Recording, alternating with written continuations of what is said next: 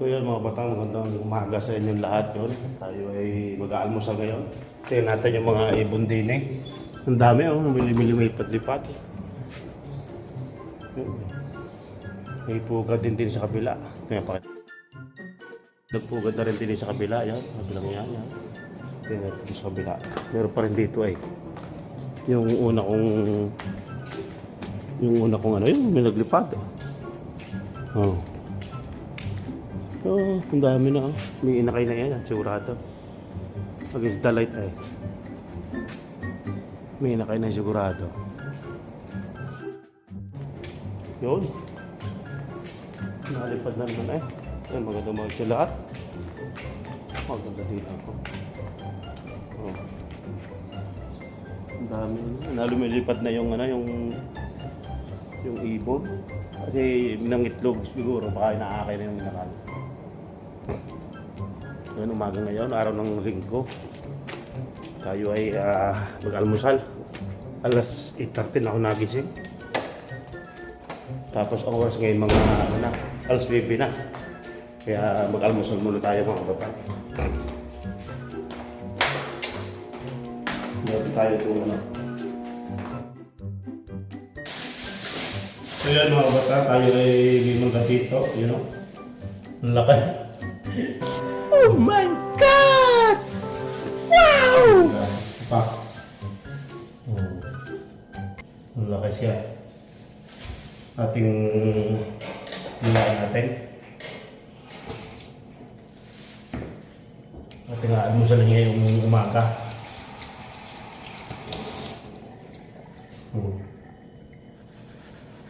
Ang ganda naman mga kapatang. Ang ganda naman.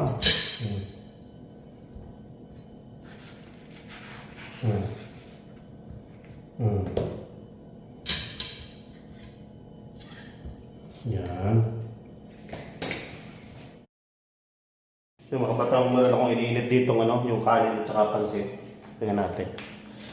Medyo mainit to eh. So steamer. Mainit to mainit. Yung pansit natin. Nagluto ko siya ako kagabi ng pansit. What? Yan. Mainit talaga. Kaya mainit mga kapatang. Yun. So yun nga po mga kabatang, yan no. Yung ating pinainit yung pansit. Yan, at tayo may mangga na ginayat. Yan po binili ko nung isang araw sa sa palengke pag ako napunta doon yung mga 12:30 kasi alauna wala na yung paninda doon sa palengke dito sa Taiwan. Dito sa Maylingko. Pagka yung ganoon marami kang mabibiling mura yung pamigay na. Pagka nagmamadali na sila, pinamimigay nila para maubos. Kaya nakabili tayo 3 pirasong malalaki. 100 lang. Yan mga kabatang. O kaya po tayo yan, ang pansit. Niluto ko po kahapon. Hindi ko na po binidyot. Gawa ng madali lang naman lutuin yan. Para may maalmusal naman tayo sa ngayong umagang ito. Yun. So hanggang ganito lang muna ang ating vlog for today yan mga kabatang. Sana huwag kayo masyadong sana'y manood lagi po kayo ng mga videos at kahit pagod na ganito lang at para may mapanood man kayo, update tayo sa channel natin. Yan, pagka araw po ngayon ng linggo, yan, at ibinalag ko na rin yung ginagawa ko pagka umaga, yan, mga almusal na yan, kung ano kinakain mo dito sa abroad. Ganyan lang naman po kung ano kinakain natin sa Pilipinas, ganyan din, hindi din mawawala ang kinakain natin.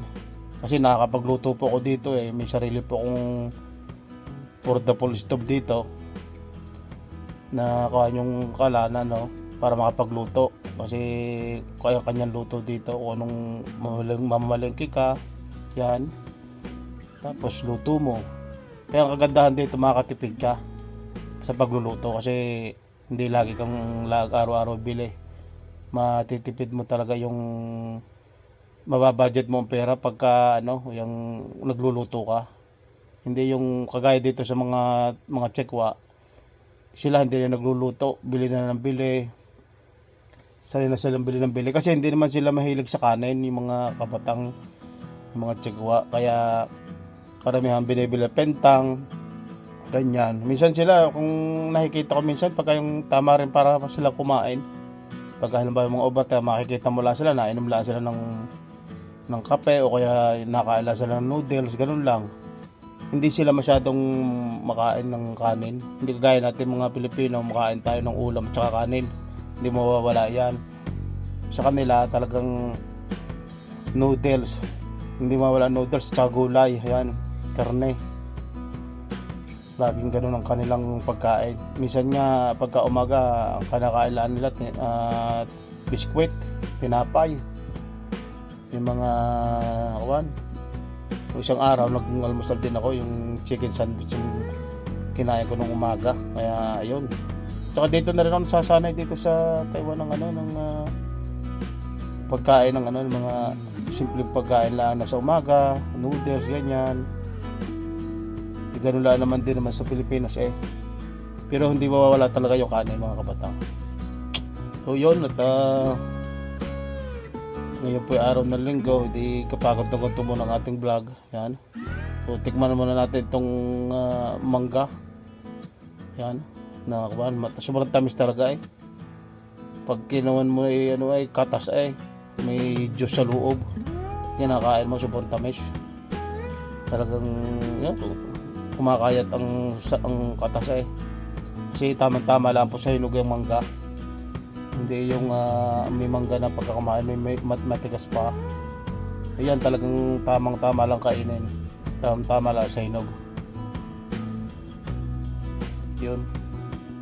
At yun nga po mga kabatang. Yun, panoorin nyo po yung mga previous nating vlog. Yung mga hanapin nyo lang po diyan. Yung mga pinunta natin yun kami nag-tour. Yan. Panoorin nyo doon. Hanapin nyo lang dyan sa channel ko. Yung mga nagpunta kami nag-tour kami, napakaganda po napunta namin yun. Tsaka sa mga hotel yan, panoorin nyo po yan mga kabatang.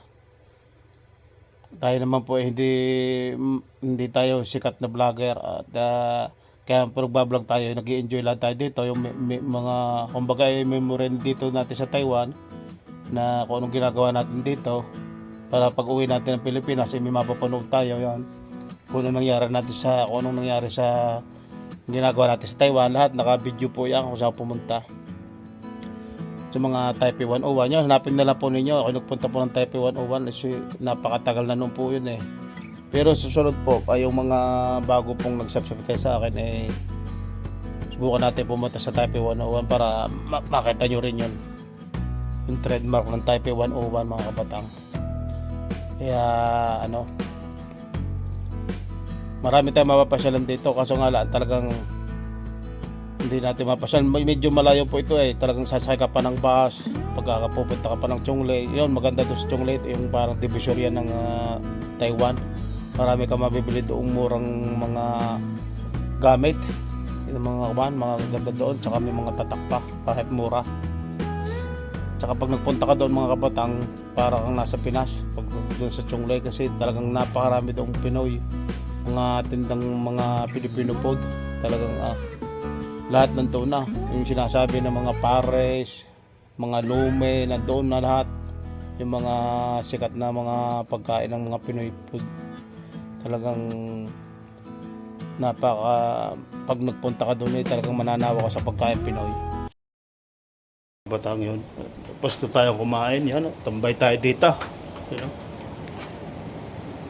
makulimlim. Nakakatamad lumabas talagang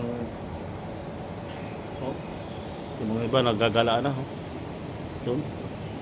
Kasi dito mga kabatang, yun dito yung mura, marami dyang yung mura dito, yung building yan, yung mura marami dyang mga Pinoy pagkasama sila sa dorm, pero makahiwalay ang kanilang room, pero magkakasama sila dyan. Tapos dito bonus mga Pinay din, marami. Dito lalahok talaga. Pinoy at Pinay. Kalahok. Marami dyan Pinay at saka Pinoy. Yun, mga naglalakad na yan, mga yan. Mga Vietnamese yan, mga kabatang. Kasi dito mga batang yan, yung ang tatrabaho dito ay Vietnamese, Filipino, Indonesian, Thailand, apat. Tapos minalhakan pa mga Indiano, mga Indian. At yung nagkuha ng gobyerno ng 100,000 na Indian, mga Indiano na magtatrabaho dito sa Taiwan. Kaya marami na competition dito na mga Pilipino. Marami ng mga kalaban na sa pagtatrabaho dito. Bali 5 na ang kalaban ng mga Pilipino sa pagtatrabaho. Pero demand pa rin mga Pilipino kasi madaling makaintindi mga Pilipino. So yun, tapos lahat din kumain mga kabatang. At ganto-ganto na lang muna. So maraming salamat sa inyo lahat.